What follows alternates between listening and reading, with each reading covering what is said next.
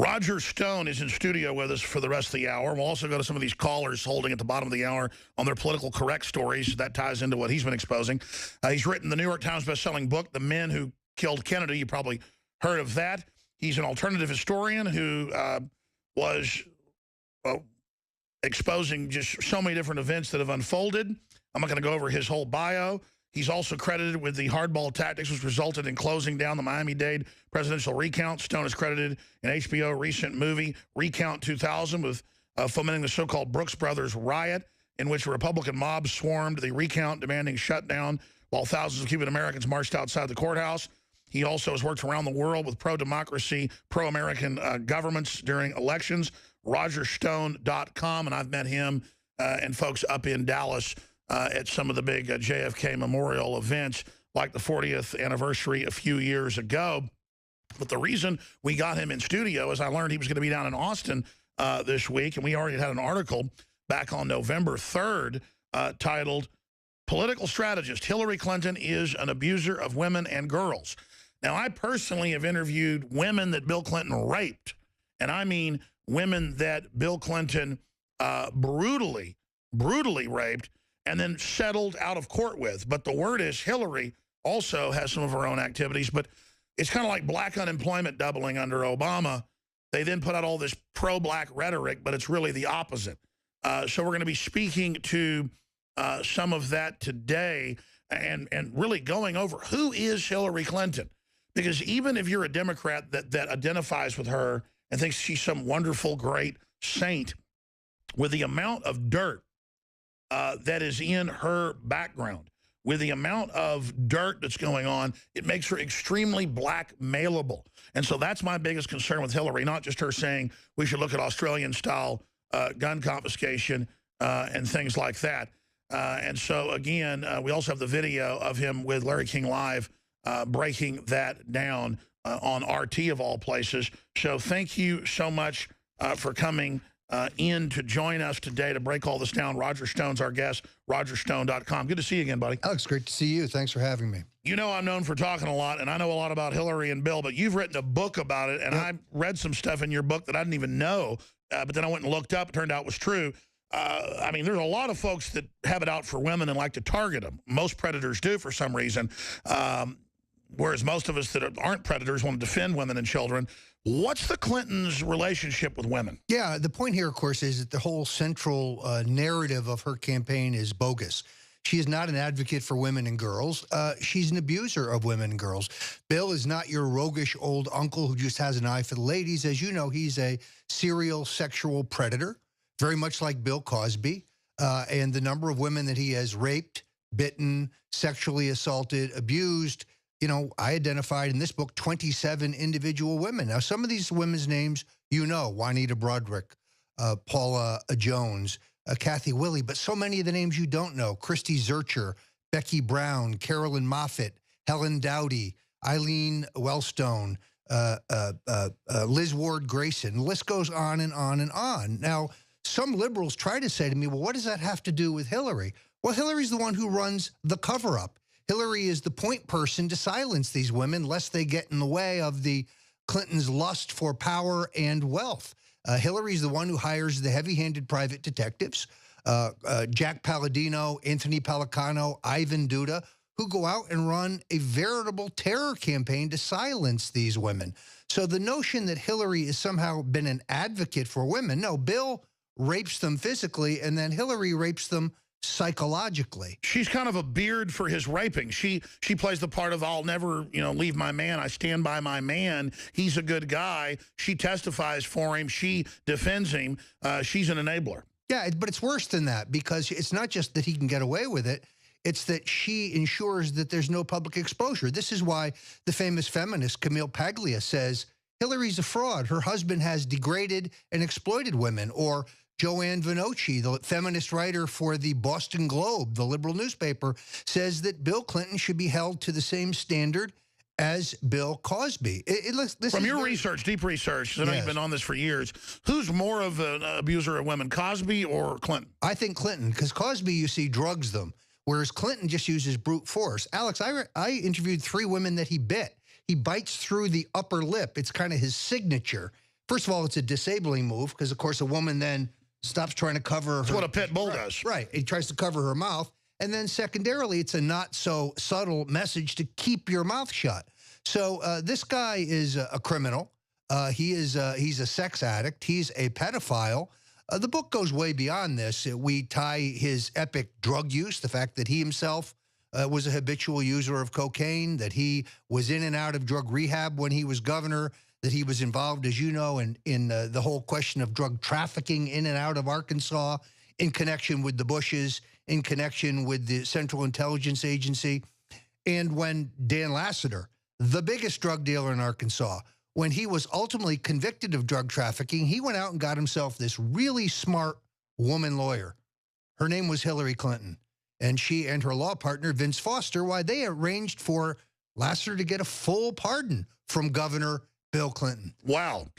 And then now today at a bigger scale, she heads up the State Department and gets billions of dollars brought into their foundation, hundreds of millions from dictators and people on lists that you can't sell weapons to. And then she waives that and lets the State Department give a green light to shipping weapons to countries in exchange for money. I mean, these people really are the criminal's criminal. Yeah, look, the Clinton Foundation is not a foundation and it's not a charity. It's two things. It's a slush fund for grifters. And secondarily, it's just a vehicle for the facilitation of massive bribes. So, for example, the country of Qatar wants to overthrow Gaddafi, who, although he's not a great guy, is an ally of the United States, is feeding us intelligence on al-Qaeda. They put $1.5 million in Bill's pocket for a 20-minute speech, bribe. They put $1 million in Hillary's pocket for a 20-minute speech, bribe. They put $2.5 million into the Clinton Foundation. At the same time, they're paying off Tony Blair in the UK and Sarkozy in France. And lo and behold, we topple Gaddafi, and women in Libya who under Gaddafi were allowed to vote, be educated, go outside without a veil, drive a car, choose their own husband. Women have been set back 200 years in Libya. They go from having the best quality of life in the continent of Africa to the worst. That's Hillary Clinton, the advocate for women. It is like she's a wicked witch. I mean, it's not normally fair to just use analogies like that. I'll get you and your little dog too, but everything she touches just gets destroyed. Everything she does is evil. And then her lies about being in combat, being shot at when they landed in Serbia, none of it's true. Brian Williams loses his job over it, not her. How can she get away with so much? It's amazing. So last week she comes out 2 weeks ago with a gun control proposal. And she says in it that if you have been accused of domestic abuse, you should not be allowed to own a gun. Well, under that circumstance, she wouldn't be allowed to own a gun because, as we prove in the book, she has kicked, bitten, scratched, slapped, and thrown hard objects at her husband. This is a woman with a volcanic temper, a foul mouth, very short-tempered, very, very greedy. This is someone who doesn't have the temperament to be president of the United States. Well, as you know, it's been reported, I mean, from FBI agents and others that work in the White House, that she rolls on the floor and chews carpet. Only the person I know that does that was Hitler. That's pretty amazing. Look, we do know this, that when she was in Arkansas attending to her sick father, and she learned that Bill Clinton was entertaining Barbara Streisand overnight at the White House, she flew back to Washington. The next day, he appeared with an enormous scratch across his face. D.D. Myers, the press secretary of the president, tried to say initially that he had cut himself shaving. She was forced to admit, no, Hillary had scratched him. So was that because she wanted a piece of the action? No, I think it was because he was humiliating her. You see, I think they have this weird dysfunctional sham relationship where Chelsea Clinton is not Bill's biological daughter. Webster Hubble, right? Webster Hubble. I document this in the book. Bill has a mixed-race African-American son in Arkansas, Danny Williams, without any question, the son of Bill Clinton and Bobby Ann Williams. Now, the Star magazine, the Star tabloid, wrote in '99 when Hillary was warming up for the Senate race that a DNA test had disproved that. I tracked this down. The Star was owned at that time by a man named Robert Altman. Altman headed the SEC under Bill Clinton, was forced to resign, major donor to the Clinton campaigns, Clinton Foundation, Clinton roommate at Georgetown. The new owners of the Star, American media, they opened their files for me. Guess what? They got hit with anthrax. There is no DNA test. There never was. Yeah. But they tell us Black Lives Matter, Alex. Black Lives Matter unless you're Danny Williams, in which case they can just sweep you out into the carpet. So the Clintons, they lecture us about it takes a village to raise a kid. Why don't they step up and love, support, acknowledge, nurture their son, Danny Williams? Well, because it doesn't fit into the larger narrative of where the Clintons even came from. Yes. I mean, we know Clinton's story, but what about Hillary? Digging into her, what are other little juicy tidbits in the book? Well, we talk extensively. We examine the relationship between she and Huma Abedin. I mean, Huma Abedin is her parents and her brothers, of course, are active in the Muslim Brotherhood. She has a full security clearance and a full-time job at the State Department. She's the only woman in the history of the U.S. government to have a waiver that allows her to not only work full-time for the State Department, but also work for Teneo, which is a Clinton-connected lobbying firm that represents a number of Middle Eastern governments in front of the State Department, while she's triple-dipping and get a check out of the Clinton Foundation. When she travels with Hillary, they stay in the same room. We know this because I FOIA'd their travel schedules. And when we asked the State Department... It really is amazing how much you ferreted out. Yes. And when you ask the State Department, why is that? They say, well, Hillary has an acute health problem, and therefore she might need to be attended to in the night. Well, if she's got a health problem, we need to know that. Look, I spent 40 years in the corroded rectum of the two-party system. I worked for 3 Republican presidents. I was on 9 presidential campaigns, worked in the Senate, worked in the House. You know, the Bushes and the Clintons are in this together. That's the other thing in the book. We Stay there. I want to break that down because you spill all the beans in this. That's all coming up. Stay with us. By the way, folks, Alex Jones here back live. Rogers Stone's going to be on the Nightly News tonight, getting into even more, 7 o'clock Central. He was the chairman of Donald Trump's exploratory campaign previously when he thought about running for president. He was on the campaign until his book came out, and you know, he resigned himself. He talked to Trump this morning. So maybe we could pick your brain about Trump, but you were telling me off air, Trump's for real. Oh, there's no question. Look, I don't agree with Trump on everything. We've been friends 37 years. I very strongly support him for president for one simple reason. You can't buy Trump. You can't bully Trump. He doesn't answer to Wall Street. He doesn't answer to lobbyists. He doesn't answer to special interests, not the Koch brothers, no one. Donald Trump is his own man. He'd be the first president we've had who would really work solely for the American people. And it's that incorruptibility. Plus, he's not afraid to take on, you know, unpopular, politically incorrect stances. He knows that there's something hinky about 9/11.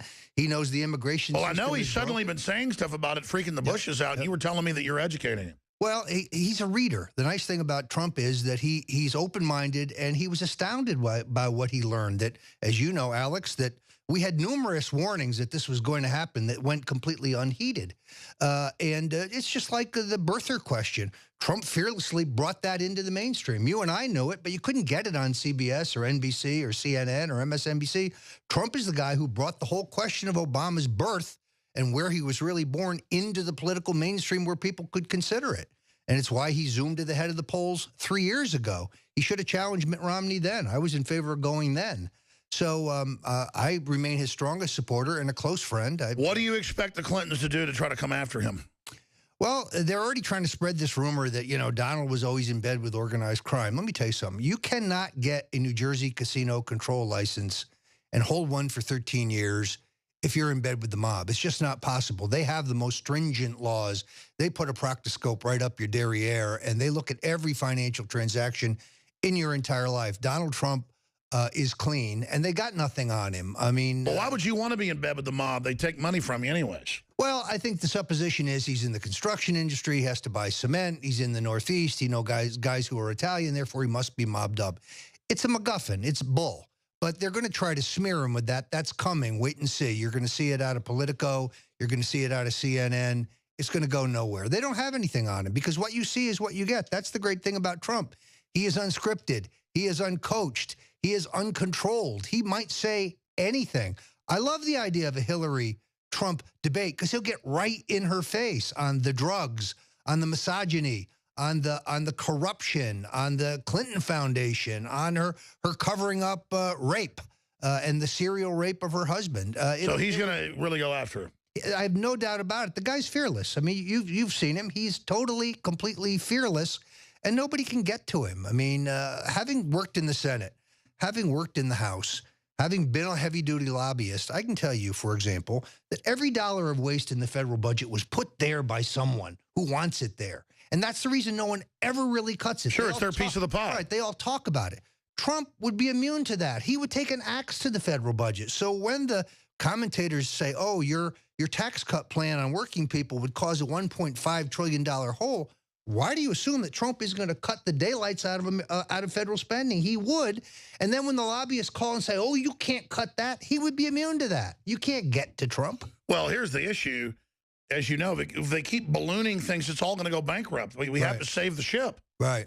Well, look, unless somebody gets serious about cutting federal spending, bringing back all those, the $2 trillion that's offshore in inversion, and actually negotiating a trade deal with the Chinese, the Mexicans, the Japanese, which is in our interest, instead of giving away the store, you know, this country's headed to the toilet. You know that. Only Trump can save America, in my opinion, because he's independent of the Washington power structure. This is a short segment. Long segment's coming up, but getting back into Hillary and things they might pull. I mean, it's bold for George Soros in the White House and Fast and Furious and the Kill the Cops movement and all that. I mean, they really are trying to destabilize this country. You've been an insider, you've seen it from all different perspectives. What do you think they're really trying, and are they being successful? Well, I think we're in very perilous times. On the other hand, the liberty movement has never been stronger than it is today. There was a time we had 1 congressman. Now we have about 30. And thank God for the internet. Of course, the real reason they want to regulate the internet is to shut our communications down. If it weren't for people like you, and for that extent me, who are out there, you know, working to get out an alternative narrative, not only about our history, about what is happening today, we'd have no prospect at all. This is why I think Trump is striking the chord that he is, because he's not politically correct. He's willing to say things that need to be said in order to save the country. And I can just tell you, the power structure is going out of their mind. He vanquished Jeb. Now they're elevating Marco as the next puppet of the establishment, and Trump's prepared to devastate him too. Wow. And I tell you, one thing's for sure, it's going to be very exciting times. We are not living in boring times. It is just explosive what's happening. We'll be back. By the way, they made the Missouri president step down for zero reason. They say he didn't follow the Black Lives Matter thing and turn the whole campus just into a mental illness fest. And so now, I said earlier this morning when he resigned, right when the show started, I said this will only encourage the mobs of politically correct mental patients. And now, this is up on Infowars.com, University of Missouri protesters clash with reporters, declared no media safe place. Because, again, there's no right to free speech of anybody else, just like the Yale footage of them screaming and then saying, shut up to the professor because he doesn't want to ban Halloween. This is about shutting down free speech and a climate of that. That's why at the new UN summit, this is mainstream news in Germany, we have it up on Infowars.com, they're openly talking about not letting you link to a website under copyright law, and that's what's in the TPP, and that's what Drudge was told by a Supreme Court justice earlier this year. And he came here to warn us just a month ago that they're coming next year for the free speech. So listen, it's all or nothing now. Because we're winning in the info war. We have the truth. We're telling the truth. We're promoting stuff that's popular. It's like oxygen in space. You got to have it. And the system doesn't like it. We're the real classical liberals that want lower taxes, private property, live your own life, live and let live. That's what they call extreme right-wing behavior today. No, it's not right-wing. It's not left-wing. It's what made this country great. People wanted to come here because of that. Speak of the devil. Hillary Clinton for prison shirts. We're only selling it, limited edition, through Christmas. And if you haven't gotten this for your friends and family, it just looks like a campaign shirt, Hillary for Prison 2016. And on the back, it says Legalize Freedom, Infowars.com. So you get the laugh, you educate somebody. She doesn't have many supporters, we found. In fact, everybody around here just gets beer bought for them at restaurants and dinner literally bought for them when you wear it. Joe Biggs and others have had that happen to them. But it's a great conversation starter. And then on the back say, hey, Infowars.com, Legalize Freedom. I want to give our guest, Rogер Stone, this is great T-shirt because he gave me, you can go to RogerStone.com and get this bad baby and support what he's doing. The Clinton's War on Women, New York Times bestselling author. and then it's the cover of the book to get the word out and wear to her campaign events, because this woman has got to be stopped. And then, I'm going to wear this tomorrow night in Dallas at my book signing. That is awesome, my friend. And then the Clinton's War on Women, the new book, in bookstores everywhere, RogerStone.com. You need to get it. You need to send it to talk show hosts. You need to get it covered, because we may know that these are serial women abusers, but the general public still isn't really aware of it, because Gloria Steinem and others have been covering it up. Yeah, the Clintons are moving heaven and earth to try to bury this book. Within hours of it being released 2 Tuesdays ago, I tracked an inordinate number of 1-star reviews on Amazon. One sentence: this book is crap. This book has all been discredited. This is the same old thing. Roger Stone's a right-wing hitman. I have my own IT people. They didn't take them long to track every one of those reviews to the exact same IP address. Where? The Clinton headquarters in Brooklyn, New York. And to their credit, when my lawyers contacted Amazon, they took those down. So, folks, if you read the book, if you like the book, do 2 things. Pass it on to another woman, because if every woman reads this book, Hillary Clinton will get no votes for women. And secondarily, if you like the book, go on Amazon, leave a favorable review. The book is this close to the New York Times bestseller list, and if it makes it, it's so much harder for the mainstream media to ignore what is the truth. Well, you've got an average of 78% reviews, so their attacks aren't working too well. Well, because we had a number of them removed, and our number therefore went up. I've never paid a person to go online. I don't organize people to go on, other than when I'm on radio, when I'm TV, on liberty-oriented outlets. I ask people, if you like the book, if you think we're striking a chord here, go on Amazon and let people know. Well, we're in an info war, and it's not that the Republican Party's perfect either. You're about to expose the Bushes here. It's just that the system's scared of a patriot takeover of the Republican Party. That's our best avenue. There's a war going on right now. No question. And it's time to defeat all these rhinos. And I don't know if Trump's perfect. You know him. A lot of folks I know that know him behind the scenes say, no, he's the real deal. All I know is he isn't Hillary Clinton. And I'm not into lesser of two evils. She says she's coming for my guns. She says she's getting rid of the borders. She says families are basically bad. And I know what the Clintons have done to me personally with dirty tricks when he was president. I don't want to live under that again. So for me, this is personal as well. Get into Jeb Bush, because do you think he was ever really running against her? I mean, they're too tenacious and too arrogant to be a ringer for Hillary, right? But wouldn't he kind of de facto turn into a ringer for her? Well, they're in business together. Look, the Clintons and the Bushes are constantly rehabilitating each other, complimenting each other, elevating each other. Several months ago, think about it, Alex, she was attacking Jeb. Why? She wanted to elevate him within the Republican contest. He was listing, and she needed to prop him up. I'll tell you what his job is: designated loser. That's his position. They know. So he knows that. Look, together they form a nonprofit. They raise $138 million for Haitian earthquake relief. They spend $10 million in Haiti. They pocket the other $128 million. They close the nonprofit, and they answer no questions. This is the Bush-Clinton crime syndicate. In January, I have a book coming out called Jeb and the Bush Crime Family. You can go on Amazon and pre-order it right now. The entire arc of crime by the Bush family. Jeb, who was a drug dealer in his college and boarding room days, in his early business days in Houston and Miami.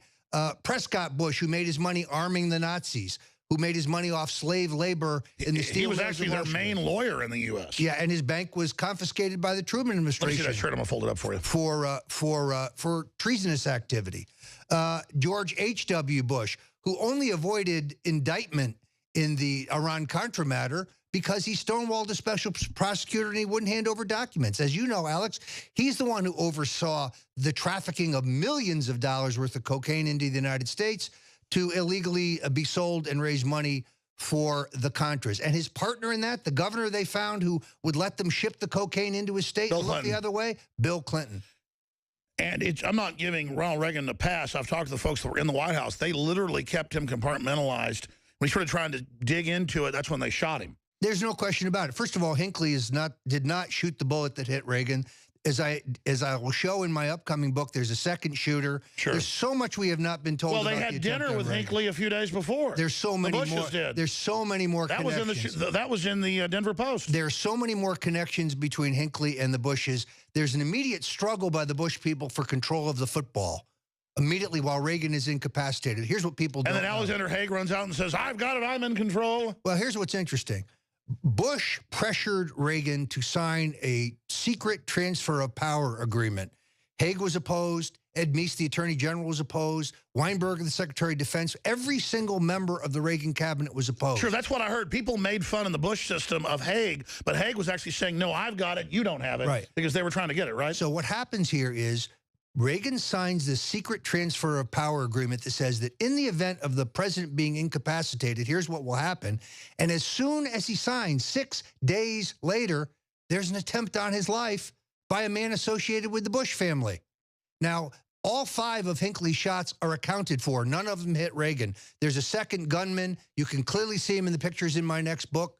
I lay out the entire Bush connection to the Reagan assassination. Well, I want to sell your books on our store, too. I want to carry them all. In fact, I knew who you were. I've met you before. I don't know why I wasn't thinking get you on, because, I mean, I know a lot of your amazing work. And then Richard Reeves, thank God, one of my friends and does some work with us, called up and said, don't you want to get this guy on? You're writing articles about him. Yeah. So I really want to thank you for coming in. I appreciate being here. What's crazy is I've done all the research myself, but you forget so much of it. You're here spewing it out. You've got it documented in your book. You start thinking of all the stuff the Bushes and the Clintons have done. They're like James Bond villains. Oh, they're worse. They're worse because look, this is what we call elite deviance.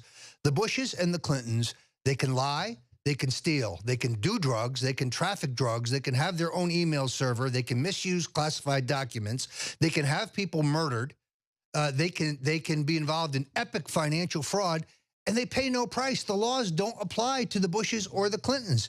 That's why I'm for Trump. We have to change this. It's time for these criminals to be brought to justice. The question is, if Trump's for real, which I believe you that he thinks he's for real, certainly he's better than Hillary, they're going to come after him. And you said they're going to claim mafia ties. I mean, that's talk about the pot calling the kettle black. Yeah. Plus, he has just tripled up his personal security. As you may know, he's been afforded Secret Service protection. That kind of bothers me. If you want to know you the don't truth. want that. I don't think you do. I think A, they're spying for the government, and B, you don't know that you're safe in their hands. But and they asked me not. And I'm not saying the average guy's bad, but that's usually how they get you. They've got their shadow specter operatives, to use a popular term, Hydra, whatever you want to call it. They've got their operatives in every major agency. And there's no question about that. So look, I do think wait till Trump starts talking about monetary reform, because I know his views on monetary reform. And the printing press money that we keep churning out. Can you give us any little secrets? Or I guess yeah, he's a hard money man. He thinks it's time to look at gold. I can tell you that right now. Trump understands that the bankers have gone crazy and that the Federal Reserve is, is not provided for in our government. Well, it seems like he is getting more informed all the time. When he went after Jeb on 9/11, and then I was told by another person that knows him that no, he knows what's going on. Now you're telling me, and it's on record, used to be his campaign head. This is wild. Well, and we're going to get him in here to do your show because I think you guys will hit it off. He's a truth teller.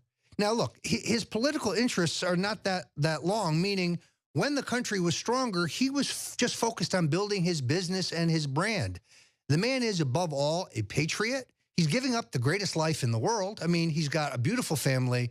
He's got a luxury existence. He can play golf every afternoon on the greatest golf course in the world, which he built. He's climbed every business mountain you can climb in terms of great development, great hotels, great businesses. He's got an international billion-dollar company. He's met more world leaders face-to-face, one-on-one than anybody else running for president. People find that interesting. But he doesn't want a new Cold War with Putin. No, he understands that there's a whole culture, as you know, Alex, of endless war. They're always trying to sell you on war. He thinks, for example, Lindsey Graham, he thinks this guy's a jerk. And he called him out as a jerk. Lindsey was all over him for campaign contributions. Oh, Donald, here's my personal cell phone number. Anytime you need anything, just call me. As you may remember, Trump called it out on national television. Yeah. So, no, look, I think he's the real deal. I can tell you he is unscripted and uncontrolled, which means that the political establishment cannot control him.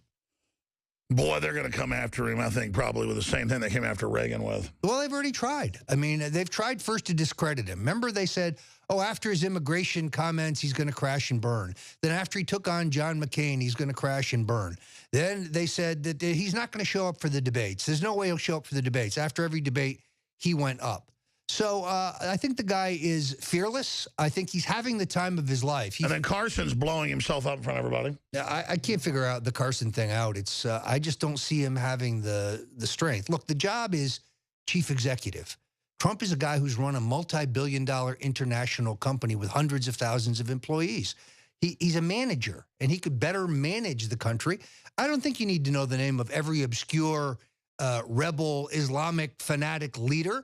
All you need to know is who the good guys and the bad guys are. Wouldn't it be nice to have a president of the United States who put the United States government? Well, I know Trump has said don't back ISIS, which our government's been doing, and then he supports taking them out, and he supports the Russians. He says, great, let the Russians pay for it. I mean, that's a perfect plan. Well, if you get somebody else to take them out, that's even better. Let's look at it historically. There's only one man running for president in this election who was opposed to the Iraq War, who said it was an enormous mistake, and that's Donald Trump.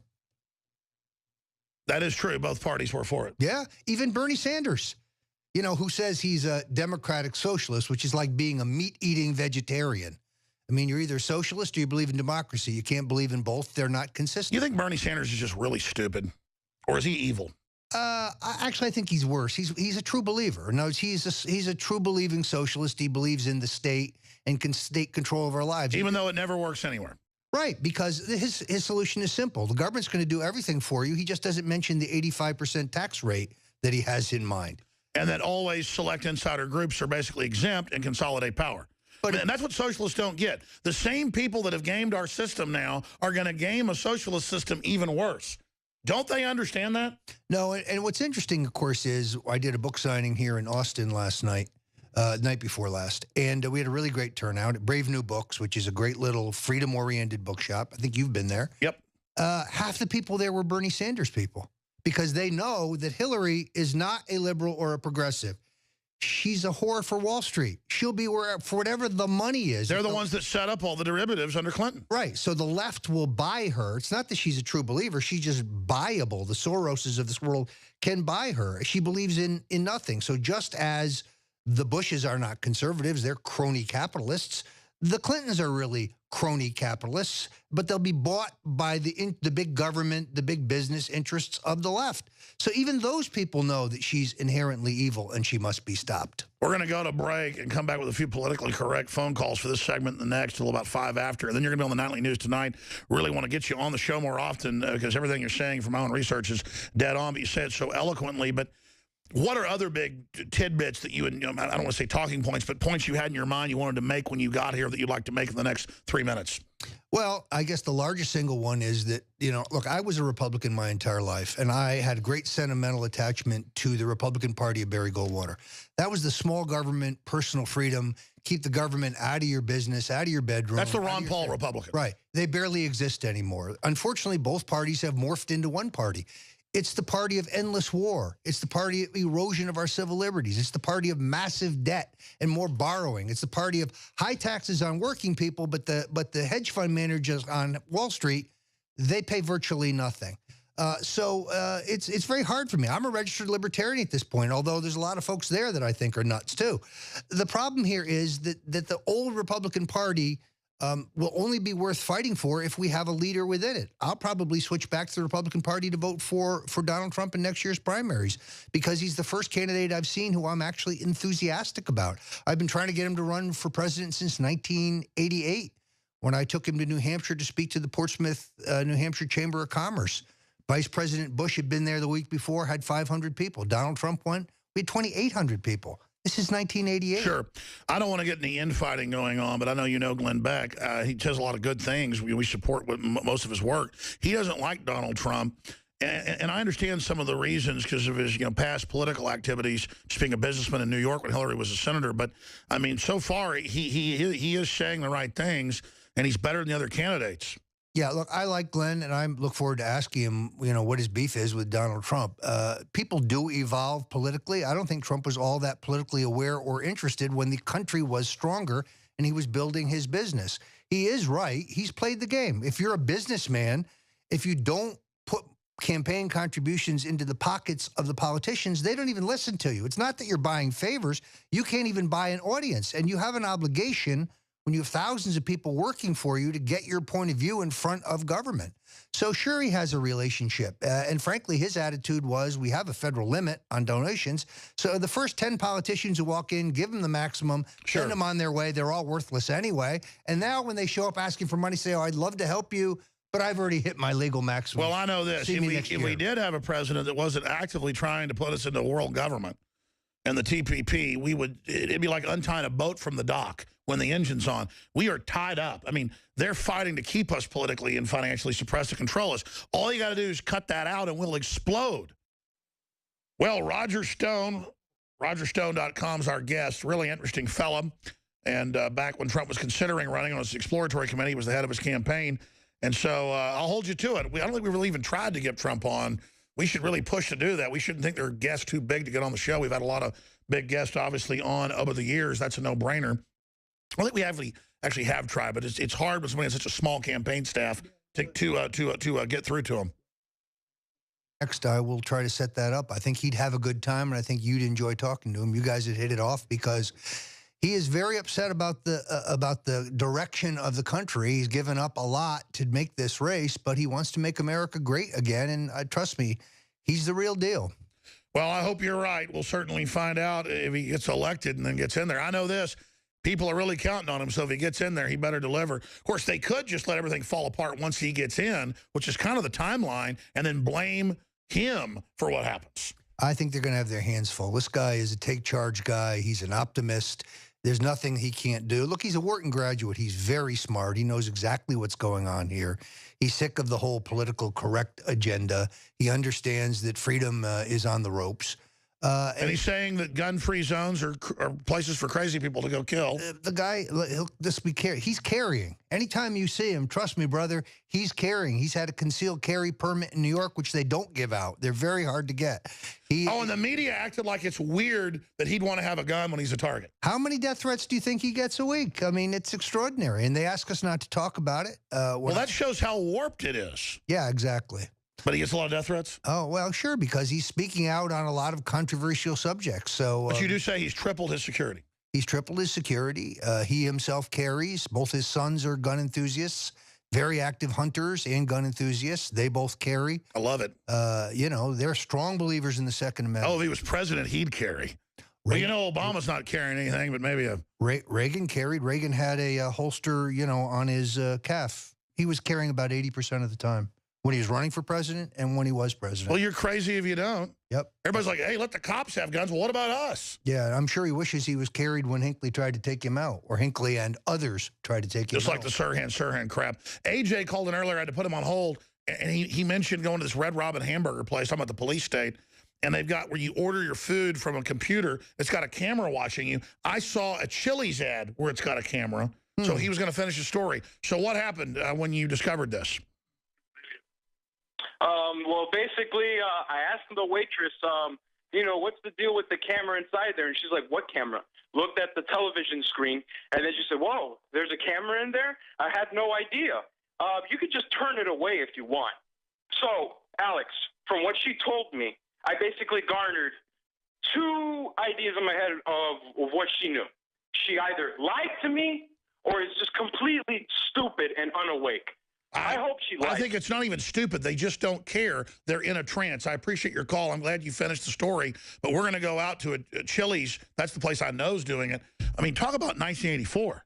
Yeah, it's interesting. What it means is you got to have a piece of masking tape when you go get a burger. That's the thing. What does Trump think about the whole NSA thing? I think he's opposed to government spying. I mean, he is, you know, we have been very concerned when I was there about whether his own phone calls, his own email were being looked at. He's obviously got an enormous number of advisors in business and around the globe who are giving him uncensored information that you'd never get from the government or the New York Times, shall we say. So I talk about a really unfettered intelligence stream. Yeah, he would be a giant champion of the First Amendment. And I think he is very wary of the Patriot Act. Well, compare him to political correctness. Hillary agreeing we should ban words. Trump says you're all a bunch of crazy people. Yes. I mean, it's definitely good. We're going to come back, take a few more calls from Ronnie and others. Zach in Montana on the other side with our guest, RogerStone.com. Get the new book about this Clinton sex crime machine. It is the Clintons' War on Women. Well, I'm excited. I want to get him on.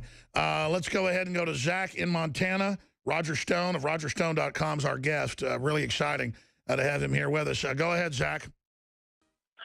Yes, actually, I had called a while ago and just was kind of... No, we're going over politically correct calls now. I apologize I made you hold, but a guest came in, but he's willing to comment on it. Tell your politically correct story. Well, I guess I had 2 points. I studied math and engineering and physics in college, and kind of what I discovered was in those classes, most of your professors, you could characterize them as being, conservative, and none of them would ever come out and say they believed in God, but you could tell that they would, privately say, yeah, well, it's my opinion that such things do exist. But as soon as, part of the school that I graduated from was a liberal arts university, so you had to take some what I would call cream puff classes. And as soon as you get into those classes, it was just a totally different feel, much more political indoctrination in those types of classes. And what I also kind of discovered was, I took a lot of those towards the end of my, academic career. So I focused mostly on math and physics. But once part of your requirements was to construct a reasonable argument. But when you got into these classes, you could just sit there and pick these guys' arguments apart because they're not even following what, you're being taught in your physics and math classes. And it just... Well, sure. Look at now what they teach in Common Core. 2 + 2 = 5, literally. That's trying to sabotage children's minds. Great point, Zach. Appreciate you holding to tell us that. And even if I don't get to you guys, coming up, David Knight is going to David Knight's doing the Nightly News tonight. It's Paul Watson doing the 4th hour. I want to go to these other callers, but I've got to give you the last word here. What are you going to be covering? I mean, you'll obviously recap on the Nightly News tonight, but what other areas are you going to be covering tonight on the news? Well, look, I think it's important to bore down on the Bushes. Your caller just raised it. This is what is not known. You know who the partners are in Obama phone? That would be Carlos Slim, the Mexican billionaire, and his partner, Jeb Bush. Yes. Oh, my gosh. That's right. Jeb's involved. Jeb's the Obama phone moneymaker. Exactly. So before he became a candidate for president, Jeb transferred his stock in TracFone, the company that has the contract from the feds for Obama phone, to his son so he wouldn't have to disclose it publicly. Unfortunately, the woman who was the notary for the stock transfer happened to be a Liberty Republican, and she kept a copy of the documents. Good. So the point, of course, here is that Jeb has made money on Obamacare. He made money on Obama phones, and now he hopes to make a fortune on Common Core because his brother is deeply invested in Common Core, the Common Core curriculum, the Common Core textbooks. So the Bush family, they're profiteers, and they make money off of their policies. Kind of like Grandpa did with the Nazis. Exactly. There really is no end to these people. No, and they're all the same. So this is why Barbara Bush says, "Oh, Bill Clinton is the 5th Bush brother," and George W. says, "Bill Clinton is my brother from another mother," which makes Hillary like my sister-in-law. This is disgusting. Incestuous. Yeah, no, and they're all in it together. They're making millions and millions of dollars out of the big state policies that they push. And they're just the corrupt managers for all the multinationals that are buying and selling our country like they're pawns on a chessboard. What should we call this interview when it goes up to YouTube and Facebook and other places? I mean, how do we encapsulate what's happening? Author exposes Clinton's crimes against women. I think it's bigger than that. This is a powerful interview. Yeah, no, I think it is. I think it's 2 things. First of all, it is the hypocrisy of the Clintons and their claims about being advocates for women. And then it's the Bush-Clinton crime syndicate, because that's what they are. They're a crime syndicate. The Bush-Clinton crime syndicate exposed. Yep, that's it. But what I really get people to watch the video, it's interesting to have these open discussions with the viewers and listeners, is Trump insider exposes Bush's and Clinton's. That works for me. Because then who knows, I got to come up with some headlines here. Hey, Paul Watson's coming up. I apologize to the callers. I tried to hold you over. Most talk shows would just hang up on you when a guest came on. I tried to get to all of you. Watson, I'm sure we'll get to you on your political correct stories. It's one of his top issues. He's even worse than I am obsessing on it in a good way, so he's coming up. I'm not gonna sit here and take it anymore. Join InfoWars Tuesday, November 10th for live debate coverage. Since their last face-off, the GOP candidates have been picketed outside of sketch comedy shows, caught lying about their school records, and others have been banished to the kids' table. What stupid questions await the remaining contenders when they meet again? Donald Trump, are you a comic book villain? Ben Carson, can you do math? John Kasich, will you insult two people over here? We have $19 trillion in debt. We have people out of work. We have ISIS and Al-Qaeda attacking us. And we're talking about fantasy football? Can we stop? Can pundits put aside their disdain for the participants and focus on real issues? How many times can Ronald Reagan be name-dropped in 2 hours? Will someone wear a Hillary for Prison t-shirt? All will be revealed Tuesday, November 10th, starting at 7 p.m. Central, as InfoWars enters into another episode of Political Science Theater 3K.